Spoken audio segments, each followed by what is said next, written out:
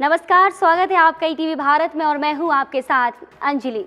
भारत पहली बार G20 की अध्यक्षता के साथ साथ आयोजन भी कर रहा है। 10 सितंबर को मुख्य रूप से G20 समिट होगा। राजधानी दिल्ली सहित देश के 50 से ज्यादा शहरों में 200 से ज्यादा आयोजन की रूपरेखा तैयार की गई है।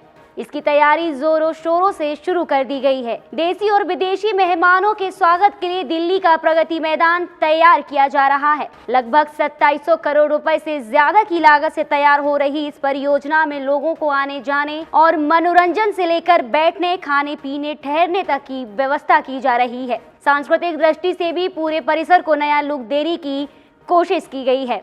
यहाँ तैयार होने वाला कन्वेंशन सेंटर अपने आप में अनूठा और अद्भुत होगा, क्योंकि इसमें एक ही समय में 7000 से ज्यादा लोगों की बैठक एक साथ हो सकती है। इसके अतिरिक्त वीवीआईपी मेहमानों के लिए हेलीपैड भी प्रस्तावित है।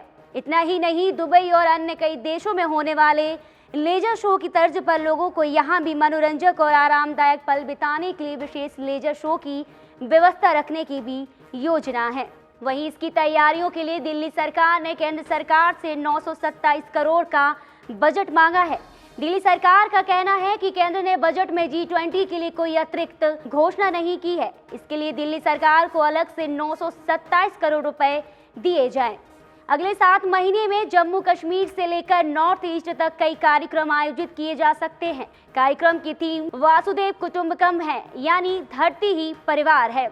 यह भारत की विविधता को पेश करते हुए आयोजन किए जा सकते हैं। इंडोनेशिया और चीन में आयोजित समिट से पहले भी ऐसे आयोजन किए गए हैं। इंडोनेशिया के 14 शहरों में करीब 85 कार्यक्रम आयोजित किए गए थे। वहीं चीन के 25 शहरों में करीब 200 प्रोग्राम्स हुए हैं। भारत में भी 200 कार्यक्रमों को किए जाने की तैयारी है। यह तो रही आयोजन और तैयारी की बातें।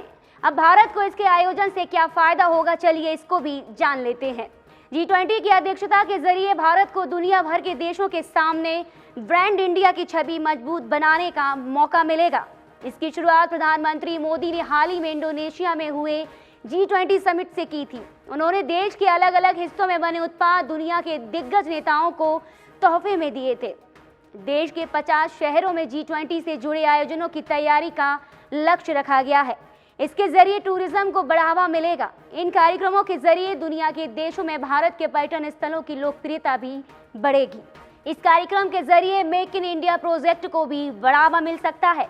दुनिया भर के देशों के बीच भारत में बने उत्पादों की पहुंच बढ़ेगी। इसका सीधा असर देश की अर्थव्यवस्था पर पड़ेगा। समिट के जरिए G20 देशों में भारत की छवि और बेहतर होगी। आतंकवाद के मुद्दे पर दुनिया के देश एकजुट होते हैं तो भारत, चीन और पाकिस्तान जैसे देशों को कड़ा संदेश देगा। भारत के पास मौका है कि मेजबानी करके खुद को दुनिया के सामने जोरदार तरीके से पेश कर सके।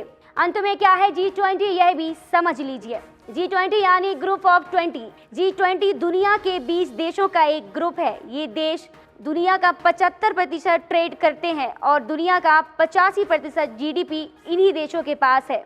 इसमें भारत, चीन, अमेरिका, रूस, जापान, ऑस्ट्रेलिया और यूरोपियन यूनियन समेत कुल 20 देश हैं। इसका गठन सन 1999 के दशक के अंत के वित्तीय संकट की पृष्ठभूमि में किया गया था, जिसने विशेष रूप से पूर्वी एशिया और दक्षिण पूर्व एशिया को प्रभावित किया था। ज्यादा जानकारी के लिए लॉग इन करें etvbharat.com।